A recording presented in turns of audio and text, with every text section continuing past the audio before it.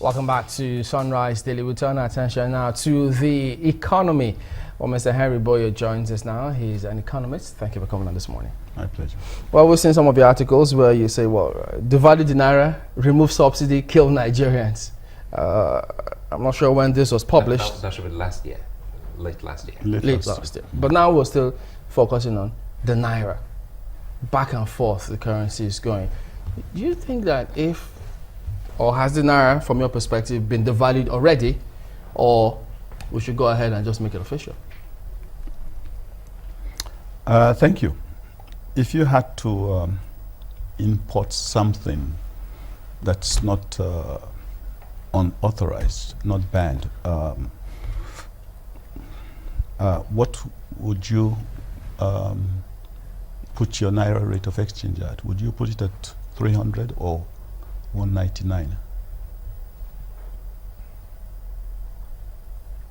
This question. You probably take 199. So anybody who tells you the Naira is already devalued is misleading you. Even though the impression that a lot of people have is that the value is not at the 199. How do you define the value? Would you say when you buy petrol at 300 Naira per liter, when there's a scarcity, would you say that is the appropriate value? I'm getting to see your logic now. You're saying, for instance, the bank rate is it. So we should stop talking about the parallel market and even the black market. Well, there's a very hazy line between both, but I'm not saying you should ignore it. You should recognize it and countenance it, but you shouldn't let the tail wag the dog. How do we go about that? Because almost everywhere you turn, that's where people are focusing, and they think that the authorities are wrongly disregarding that sector because it's determining a lot of things.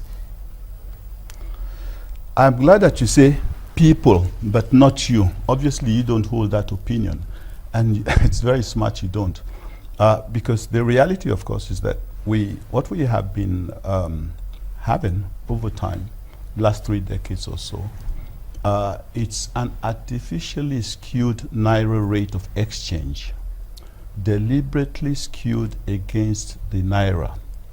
The marketplace was consciously, deliberately skewed against the Naira. Something a lot of people say is that the way to get out of this is to get more dollars from whatever, okay? Increase dollar supply.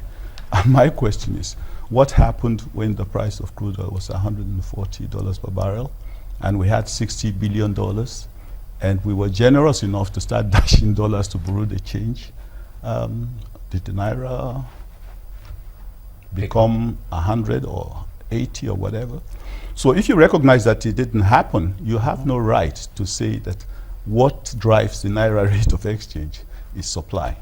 Okay, we did have Mr. Folusha Phillips in the studios on one of the news bulletins, and he had a very interesting view. Perhaps let's listen to it, and then we'll pick up on that. Not so much about devaluation. The currency is already devalued. Let's not worry about whether there's an order that's been given that it be devalued. It's already devalued. But the point is, can we move into an environment where it's floating, so that it is not so much the role of the central bank to begin to ration who gets dollars at a particular rate or not. It is something that may be higher than usual, but readily available. Things are very, very tight, and I believe that we're going to be facing some very, very challenging situations going forward. There are no quick fixes. We are paying for a lot of the diversification we've tried hasn't happened as quickly as we would like, and for the bulk of the economy, for most of the people, they're very worried. External investors are worried as well. They try to understand what is the policy direction of the country, and that's why we really need to come and decide what is the country's value proposition. What do you think of that? Nothing. he was the NESG chairman for some time. If he had done his job probably very well, we wouldn't have been in this position. Okay. They can only formulate policy. Well, what policies have they come up with? That and move it on to the I agree, government? but what policies do you know that they have come up with that has been rejected? The recommendations? Recommendations that has been rejected. The reality is that what I said earlier, you also confirmed that officially it is 197 or 199. For somebody of that caliber to say it's been devalued, I think it's a little bit of hubris, okay?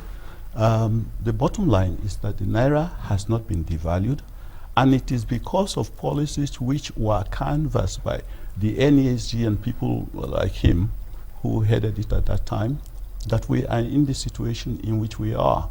They are fully conversant. He cannot tell me that he is not aware that the bottom line is that liquidity is the issue that is driving all these headaches. Okay, he is aware because I have contacted him on this issue. I've even contacted the NESG, the present one, on this issue. They are all aware that the problem is that of liquidity. The problem of the Naira exchange rate is that of liquidity. The problem of the fuel subsidy is that of liquidity. The problem of inflation is driven to liquidity. The problem of cost of funds is all liquidity. So tell us about how liquidity is affecting all of these Good question. issues that you've talked about. Good now. question. You will probably March the 2nd, the CBN will be mopping up about 300 and something billion Naira from the system, okay? I saw it on your television a few days ago. I also saw on your television that 2 or 3 days ago, the CBN paid back matured treasury bills. You must be wondering as Nigerians, what's going on here, okay? You must be wondering what's going on here, especially when the central bank has already projected, even as early as November, December last year, that we have a liquidity problem that would require us to mop up 1.5 trillion Naira. So they budgeted to mop up liquidity. So let me explain why liquidity is so critical. Basically, even a secondary school student of economics knows that inflation is driven by too much money, okay? What does excess liquidity mean? It means that you continuously have too much money.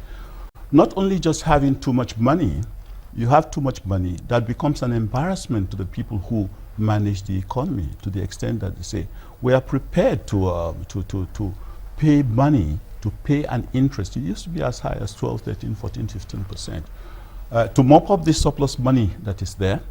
And guess what? We are going to keep the money idle. And the next week, they are there again, mopping up and paying back the money. But so if you accept without denying the reality that surplus money is everywhere, you can understand why inflation is a problem. And the prime mandate of any central bank is the maintenance of what they call price stability. That means keeping inflation at best practice levels of not more than 2%. There is no successful economy where you'll find inflation at 6 or 7 or 8 or 9% or whatever. You'll probably find that it's, if inflation goes beyond 2% in any of the developed countries that our young people seek shelter in, the government will probably lose the election, okay? But we celebrate 8, 9, 10% rates of inflation, whereas those rates of inflation make you very, very poor. It destroys the concept or the motivation to save, because you know that if you're a pensioner, you're contributing to a pension fund. In 20 years, if inflation is going at between 5 and 10%, you are a dead man. By the time your time to get your pension payments come. You also find that as a result of excess liquidity that is in the system that is driving inflation, the central bank is aware that it would be crazy to allow inflation free reign. So what do? They stop you from borrowing the money in the system. The excess supply that they recognize is there. We'll get to who puts in the excess supply, because you don't seem to have questioned that for over 30 years the central bank has been mopping up excess liquidity.